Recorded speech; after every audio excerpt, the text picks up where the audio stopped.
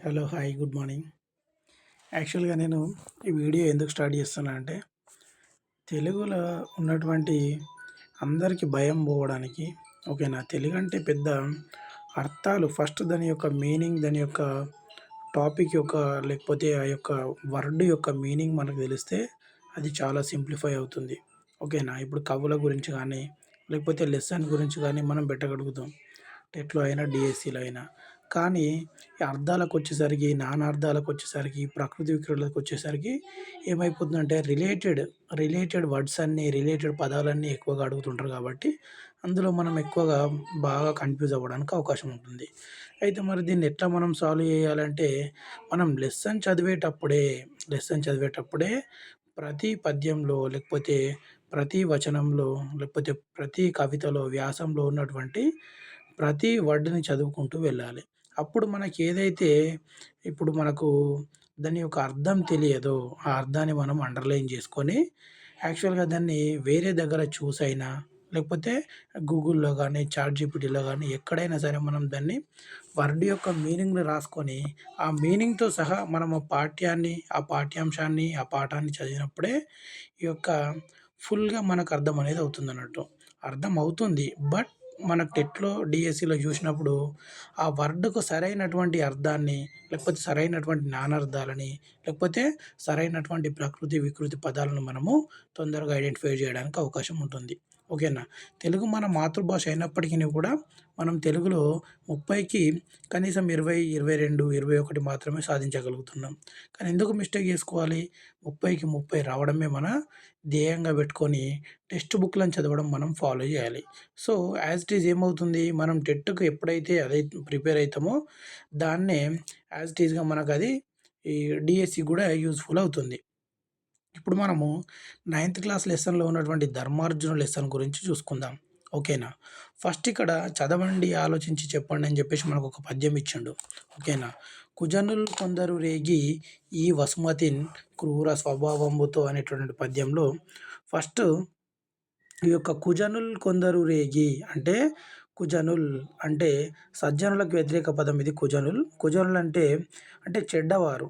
కొందరు అంటే కొందరు మాత్రమే, రేగి అంటే లేచి, ఈ వసుమతిన్ ఈ భూమిపైన క్రూర స్వభావంబుతో చెడ్డ స్వభావంతోటి సుజనాలిన్గడు గుందజేయునెడ అంటే మంచి వాళ్ళను కూడా వాళ్ళు ఏం చేస్తారట, ఈ యొక్క గుందజేయునెడ అంటే లాగేసుకుంటారట. అప్పుడు అంటే చెడు వైపు వాళ్ళు లాగేసుకుంటారు. రాజుల్ వారి వారింపకే అంటే రాజులు వారిని విచారింపక నిజ దౌర్బల్యము జూపిరేని అంటే వాళ్ళు రాజులు ఏం చేస్తారు, అది నిజమా కాదా అని తెలుసుకోకుండా ఎవరైతే సుజనుల పైన నింద వేసిర్రో వాళ్ళను కూడా వీళ్ళు శిక్షింపజేయడం వల్ల, రాజులు కూడా శిక్షింపజేయడం వల్ల చెడదా నిక్కంబుగా రాజ్యము అంటే రాజ్యం యొక్క నిక్కం అంటే ఏంటి ఇక్కడ స్వచ్ఛత అంటే మంచిది కానీ చెడిపోతుంది. రాజ్యం యొక్క స్వచ్ఛత, నిజము, నిజాయితీ అనేది చెడిపోతుంది. త్రిజగత్కారణ భక్తపాలన హర శ్రీగుంటు మల్లేశ్వర అంటే త్రిజగత్కారకుడైనటువంటి శివుడు. ఓకేనా. ఓ భక్తపాలన భక్తులను పాలించేవాడా, హరుడా శివుడా, శ్రీగుంటు మల్లేశ్వర అని చెప్పేసి ఎర్రం విశ్వనాథం గుప్తా గారు ఈ యొక్క పద్యాన్ని మనకు ఫస్ట్ ఇవ్వడం జరిగింది. ఓకేనా.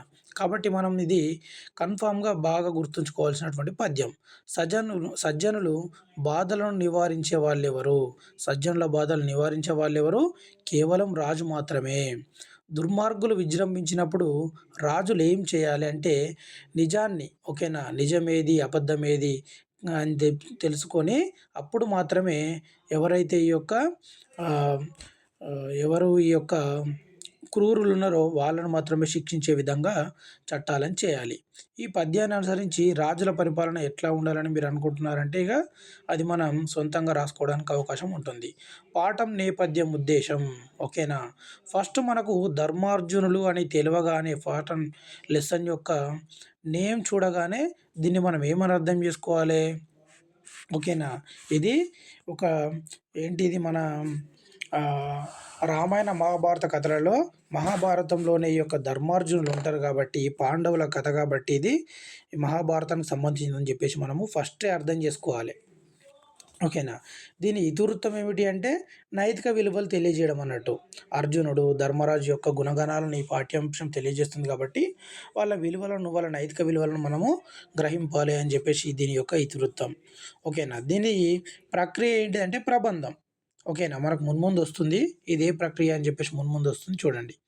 పాఠం నేపథ్యం ఉద్దేశం. పాండవుల నియమావళిని అనుసరించి అర్జునుడు తీర్థయాత్రలు చేస్తాడు.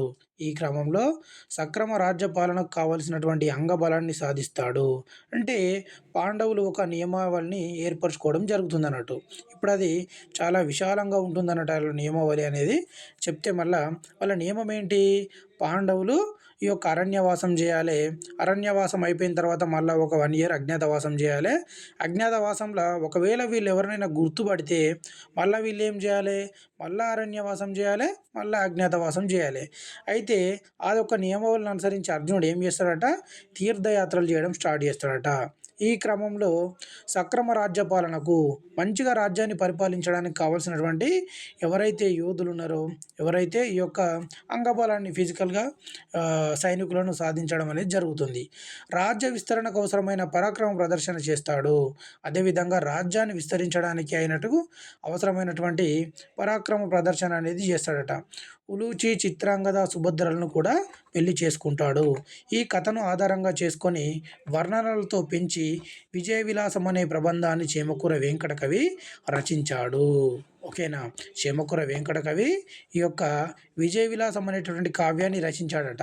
ఈ విజయ విలాస కావ్యాన్ని దేన్ని ఆధారంగా చేసుకొని రచించాడంటే ఈ యొక్క అర్జునుడి యొక్క తీర్థయాత్రలు, దాంట్లో భాగంగా ఆయన పెళ్ళి ఏదైతే ఉలూచి, చిత్రాంగ, సుభద్రలను పెళ్లి చేసుకున్నాడో, అదేవిధంగా రాజ్య విస్తరణకు అవసరమైనటువంటి పరాక్రమ ప్రదర్శన ఏ విధంగా చేసిండు, సక్రమ రాజ్యం కావాల్సినటువంటి అంగబలాన్ని ఏ విధంగా సాధించిండని చెప్పేసి ఆ వర్ణనని ఆ యొక్క కథను ఆధారంగా చేసుకొని వివిధ వర్ణనలతో ఓకేనా.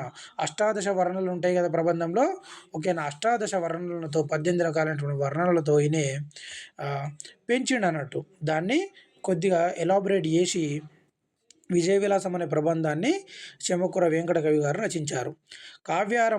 కావ్యారంభంలో ఇంద్రప్రస్థపుర వర్ణనలో భాగంగా దానికి రాజైనటువంటి ధర్మరాజు, అతని సోదరుల గుణగణాల గురించి తెలియజేశాడు. ఓకేనా. ఈ విజయ విలాసం యొక్క ప్రబంధం రాసేటటువంటి దాంట్లో భాగంగా కావ్యం యొక్క ఆరంభంలో అంటే ఈ యొక్క విజయ విలాసం అనే కావ్యాన్ని రచించడంలో స్టార్టింగ్‌లో మొదట్లోనట ఈయనే ఇంద్రప్రస్థపురం ఈ యొక్క ఇంద్రప్రస్థపురం అనేటువంటి పట్టణం గురించి, ఇంద్రప్రస్థపురం యొక్క పట్టణం గురించి వర్ణించడంలో దానికి రాజైనటువంటి ధర్మరాజు గురించి, అదేవిధంగా వాళ్ళ సోదరుల యొక్క గుణగణాల గురించి తెలియజేసిండట. వాళ్ళ సోదరులు ఎవరు ఇక్కడ? ఓకేనా. ధర్మరాజు, అదేవిధంగా ఈయన యొక్క సోదరులు ఎవరెవరున్నాడు? కర్ణుడు, ఓకేనా. అర్జునుడు, భీముడు, నకులుడు, సహదేవుడు, కర్ణుడు కాదు భీముడు, నకులుడు, సహదేవుడు ఎవరైతే ఉన్నారో వాళ్ళ గురించి తెలియజెప్పడం జరిగిందన్నట్టు. ఓకేనా.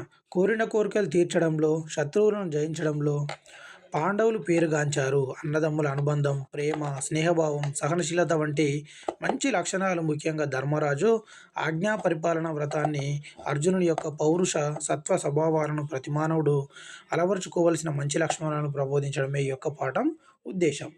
పాఠ్యభాగం యొక్క వివరాలు. ఇది ప్రబంధ ప్రక్రియకు చెందినది. ప్రబంధం. ఓకేనా.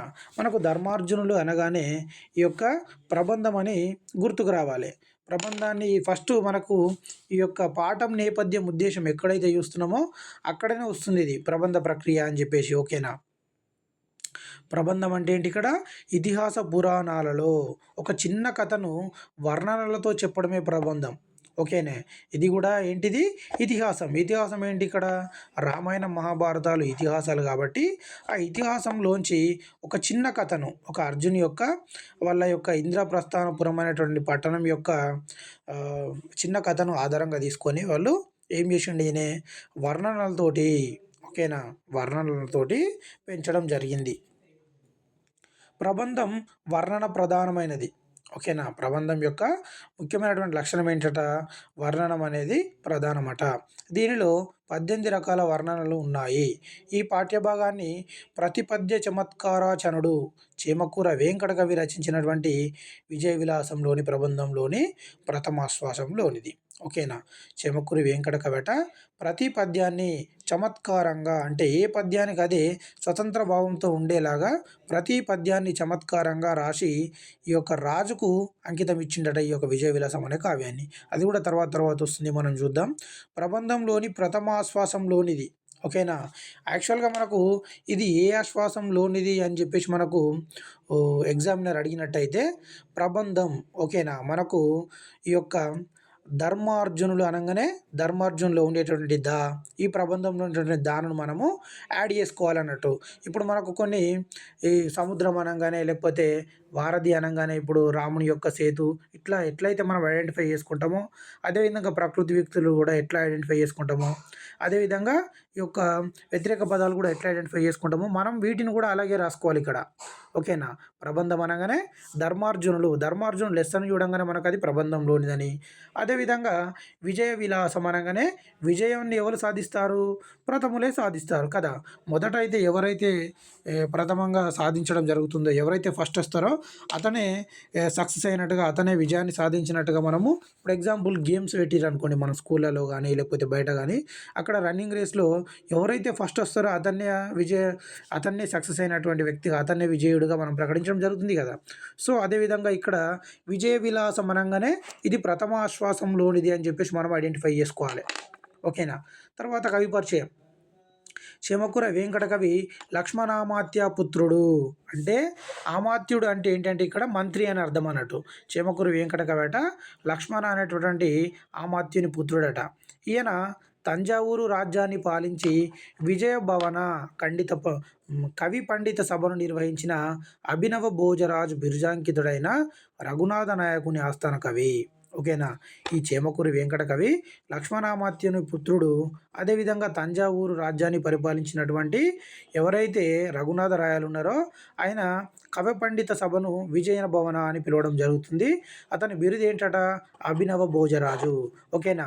మనకు శ్రీకృష్ణదేవరాయల గురించి ఐడియా ఉంటుంది కదా. శ్రీకృష్ణదేవరాయల యొక్క బిరుదు ఏంటి?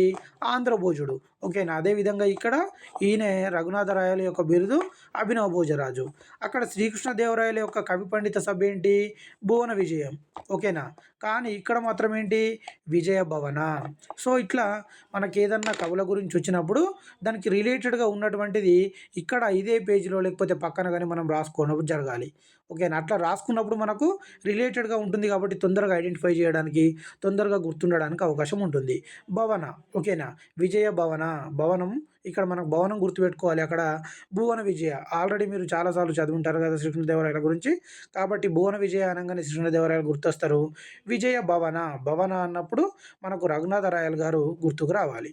ఈయన సారంగధర చరిత్ర కావ్యంలో రాజుకు అంకితమీయదగినటువంటి గుణ విశేషాలు లేవని తలిచి సర్వ కావ్యగుణ సంపన్నంగా విజయ విలాసం కావ్యాన్ని రచించిండట. ఎవరు? ఈ యొక్క చెమకూరి వెంకట కవి రాజుకు సారంగధర చరిత్ర అనేది అతని కావ్యంని రాజుకు అంకితం ఇవ్వడానికి అందులో మంచి విషయాలు ఏమీ లేవని చెప్పేసి విజయ విలాసం అనే కావ్యాన్ని స్వతంత్రంగా రాసి దాన్ని ప్రతిపద్య చమత్కారంతో రాసి ఈ యొక్క రాజుగారికి రఘునాథరాయలైనటువంటి రాజుగారికి అంకితం ఇవ్వడం జరిగింది. ఈయన భారత కథలో అవసరమైనటువంటి కొన్ని చక్కని మార్పులు చేసి ప్రతిపద్య చమత్కారంతో స్వతంత్ర కావ్యంగా విజయ విలాసాన్ని రాసి రాజుకు అంకితం ఇచ్చి తన జన్మ సార్థకమైందని చెప్పేసి ఆనందించాడు. చీమకూరి వెంకట కవి అనగానే మనకి ఏం గుర్తుకు రావాలంటే ఈ యొక్క ప్రతిపద్య చమత్కారాచనుడు ఈయన అని చెప్పేసి మనకు ఐడెంటిఫై చేసుకోవాలి. ఓకేనా. చమత్కారాచనుడు ప్రతిపద్య అనేది మీరు లీవ్ ఇట్ చేసినా కానీ అక్కడ రాసుకోండి ఏమని? చీమకూర వెంకట కవి అంటే చమత్కారాచనయుడు. ఓకేనా. చమత్కారాచనుడు. చీమకూర చ. ఇక్కడ మనకు ఫస్ట్ లెటర్ ఇక్కడ చే ఉంటుంది, ఇక్కడ కూడా చా ఉంటుంది కాబట్టి చీమకూరి వెంకట కవి చమత్కారాచనుడు. ఓకేనా. ప్రబంధం అనగానే ఇక్కడ ధర్మార్జునులు. ఓకేనా. ధర్మార్జునులు ప్రబంధం. ఇక్కడ ప్రబంధంలో లాస్ట్కి దా ఉంటుంది కదా. ప్రబంధం ఏంటి? ధర్మార్జునులు. ఓకేనా. అదేవిధంగా చీమకూర వెంకట కవి ఏంటి ఇక్కడ? చమత్కారాచనుడు. సరే. పాఠ్యభాగం గురించి మనము ఇంకొక దాంట్లో చూద్దాం.